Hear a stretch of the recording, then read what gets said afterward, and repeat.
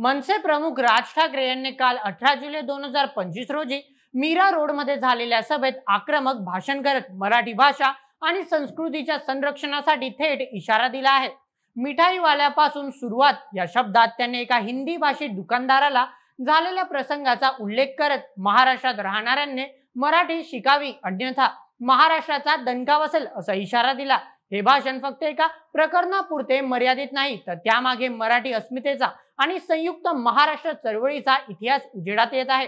या भाषणाने राज्यातील राजकीय समीकरणे हादरली असून देवेंद्र फडणवीस सरकारवरही दबाव वाढला आहे। चला मग काय आहे हे प्रकरण, चला जाणून घेऊया। आजच्या संपूर्ण बातमीचे लेखक आहे शुभम चव्हाण। चला मग सुरुवात करूया आजच्या व्हिडिओला। नमस्कार, मी नील सोनार, तुम्ही पाहत आहात बोल एमएच।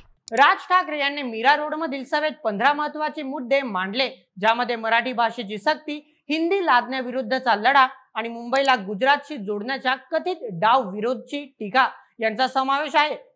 मिठाईवाल्याच्या प्रकरणात त्यांनी सांगितले की हिंदी सक्तीचा GR रद्द झाल्याबद्दल मनसे सैनिक आनंद साजरा करत होते, पण एका दुकानदाराने हिंदीत चालेल असा आगाऊपणा केला, त्यावर मनसे सैनिकांनी प्रतिक्रिया दिली, ज्याला त्यांनी योग्य ठरवले।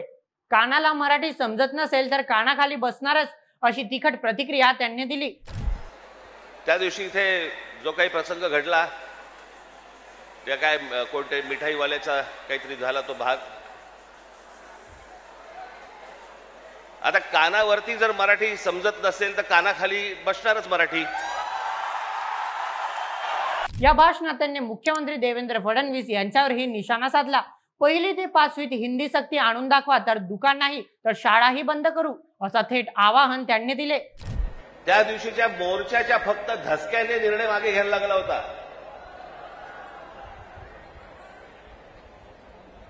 फडणवीसजी, तुम्ही सांगताय ना की तिसरी भाषा आम्ही सक्तीची आणणार म्हणजे आणणार। मी आता आपल्याला सांगतो, महाराष्ट्रात पहिली ते 5वी हिंदी आणायचा आपण प्रयत्न तर फक्त करून बघा।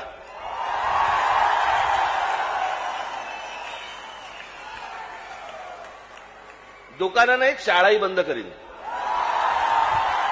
तसेच संयुक्त महाराष्ट्र चळवळीचा उल्लेख करत वल्लभभाई पटेल आणि मोरारजी देसाई यांनी मुंबईवर दावा केल्याचा आरोप त्यांनी लावला। आचार्य असतानाचं पुस्तक वाचत असताना मला धक्का बसला की मुंबई महाराष्ट्राला मिळू नये याच्यासाठीचं पहिलं जे बोललं गेलं ते कोणाकडनं बोललं गेलं? वल्लभभाई पटेलांनी सांगितलं की मुंबई महाराष्ट्राला देऊ नका म्हणून। वल्लभभाई पटेलांनी,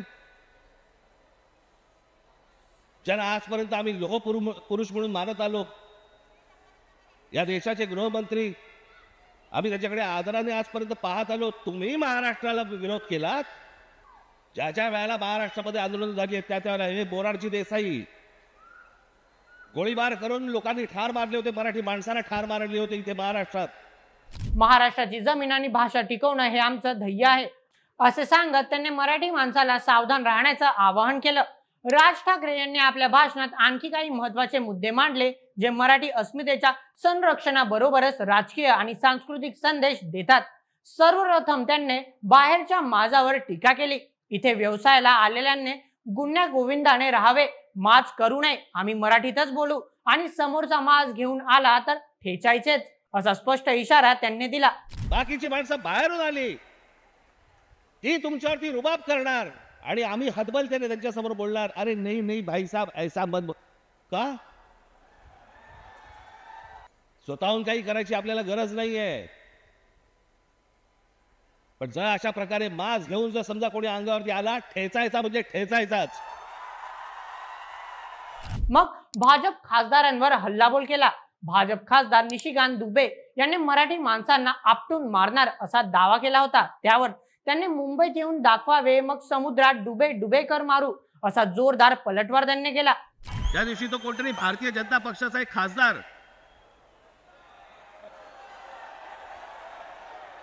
कोणतरी दुबे नावाचा,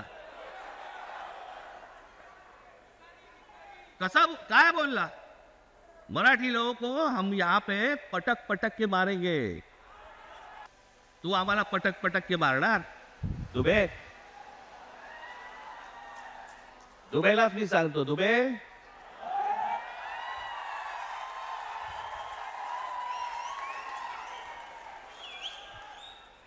तुम मुंबई में आ जाओ।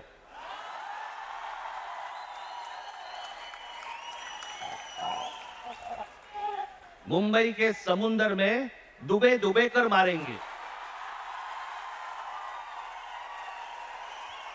मग त्यांनी सत्तेची तुलना केली। तुमची सत्ता विधान भवनात असेल, आमची सत्ता रस्त्यावर आहे। मराठी माणसाने छाती बाहेर काढून चालावे। महाराष्ट्र तुमच्या बापाचा आहे असे ते म्हणाले। पुन्हा एकदा सांगतो, तुमची सत्ता असेल ती लोकसभेमध्ये आणि विधान भवनामध्ये, आमची सत्ता रस्त्यावरती आहे, रस्त्यावरती आहे। काय नाही, 56 इंचाची तुम्ही पण छाती बाहेर काढून फिरा। हा महाराष्ट्र आहे, तुमच्या बापाचा महाराष्ट्र आहे। मग त्यांनी पत्रकारांवर टीका केली। काही पत्रकार म्हणतात स्क्रिप्ट फडणवीसांची आहे, पण स्क्रिप्ट असती तर असा अपमान लिहिला असता का? हे फक्त तुमच्या मनात विष कालवण्याचे प्रयत्न आहेत असे म्हणत त्यांनी माध्यमांवरही निशाणा साधला। अनेक ते आता सरकारी पत्रकार असतात, काही बेरोजगार पत्रकार असतात, आणि मग ते बेरोजगार पत्रकार कुठच्याही युट्यूब चॅनल बिनलवरती जातात आणि म्हणतात की तुम्हाला माहिती आहे की नाही,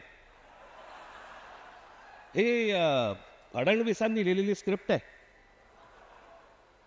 हा कोणता स्क्रिप्ट रायटर आहे मला अजूनपर्यंत कळलेला नाही, जो स्वतःचा अपमान पण त्याच्यामध्ये लिहितो, ज्याला हे सगळं मागे घ्यावं लागलं। सगळ्यांकडनं दबाव आल्यानंतर मी हे दोन्ही GR मागे घेत आहे, हे स्क्रिप्ट रायटर लिहू शकतो। पण हे काय चालू आहे? हे तुमच्या मनात काहीतरी विष कालवणं सुरू आहे की हे बघा, हे आतून सगळे एक येतात, बघा हे सगळं असं सगळं सुरू आहे, कशाचा कशाला कशाचाही संबंध नाही आहे। मग तडजोडीचा नकार केला। मराठी भाषा, मराठी माणूस आणि महाराष्ट्र या विषयात मी कोणाशीही तडजोड करणार नाही, तुम्हीही करू नका अशी ठाम भूमिका त्यांनी मांडली। एक गोष्ट निश्चित सांगतो, महाराष्ट्राच्या बाबतीत, मराठी माणसाच्या बाबतीत आणि मराठी भाषेच्या बाबतीत राज ठाकरे कोणाशी तडजोड करणार नाही। याच्या आधीही केली नाही, आत्ताही केली नाही आणि पुढेही करणार नाही। मला असं वाटतं तुम्ही देखील त्याच पद्धतीने महाराष्ट्रामध्ये राहिलं पाहिजे, जगलं पाहिजे, वावरलं पाहिजे। प्रत्येक ठिकाणी मराठीचा आग्रह करा, प्रत्येक ठिकाणी समोरच्याशी मराठी बोला, त्याला मराठीत बोलायला भाग पाडा आणि सतर्क राहा असे आवाहन करत त्यांनी मराठीचा प्रसार करण्याचा संदेश दिला। हा वाद इतक्यावरच थांबत नाही। हिंदी चॅनल्सवर झालेल्या बातम्यांवर टीका करत मुंबईत काही घडतं तेव्हा अजेंडा चालवला जातो, पण गुजरातमध्ये बिहारींना हाकललं तेव्हा बातमी नाही असा सवाल त्यांनी उपस्थित केला। मराठी भाषेच्या 2500 वर्षाच्या इतिहासाचा दाखला देत हिंदीवर टीका करताना त्यांनी सांस्कृतिक अभिमानाला हात घातला। हिंदुत्वाच्या नावाखाली मराठी संपवायचा डाव असेल तर माझ्यासारखा कडवट मराठी तुम्हाला सापडणार नाही अशी ठाम भूमिका त्यांनी मांडली। पण हिंदुत्वाच्या बोरख्या खालून जर समजा तुम्ही माझी मराठी संपवायला येणार असाल, माझ्यासारखा कडवट मराठी तुम्हाला सापडणार पण नाही। या भाषणाने राज्यातील राजकीय वातावरण तापले आहे। भाजप शिवसेना आघाडी सरकारवर दबाव वाढला असून हिंदी लादण्याच्या धोरणाबाबत पुन्हा चर्चा सुरू झाली आहे। मराठी अस्मितेच्या मुद्द्यावरून राज ठाकरे यांनी पुन्हा एकदा आपली ताकद दाखवून दिली आहे, जे येणाऱ्या महापालिका निवडणुकीत महत्त्वाचा मुद्दा ठरू शकतो। शिवसेना, उद्धव बाळासाहेब ठाकरे गट आणि मनसे यांच्यातील जुनी वैर्य विसरून मराठी संरक्षणाच्या मुद्द्यावर एकत्र येण्याची शक्यता वर्तवली जात आहे, जी राज्यातील सत्ताधारी आघाडीला आव्हान देऊ शकते। राज ठाकरे यांच्या या आक्रमक भाषणाने मराठी अस्मितेचा मुद्दा पुन्हा एकदा चर्चेत आला आहे। मराठीत बोला, मराठीत जगवा हे त्यांचं भिद्र वाक्य आता रस्त्यावर उतरताना दिसत आहे। पण हे आंदोलक सकारात्मक बदल घेऊन येईल की हिंसेच्या दिशेने वळेल हे येत्या काळात स्पष्ट होईल। महाराष्ट्राच्या राजकारणात हा टप्पा ऐतिहासिक ठरणार आहे आणि मराठी माणसाच्या छातीतील अस्मितेच्या ज्वालामुखी पुन्हा एकदा उद्रेक होण्याची शक्यता नाकारता येत नाही। तुमचं काय मत या पूर्ण भाषणावर? तुमचे मत आम्हाला कमेंटमध्ये सांगायला विसरू नका आणि अशाच व्हिडिओंकरता सबस्क्राईब करा बोल MH या आपल्या YouTube चॅनलला। धन्यवाद।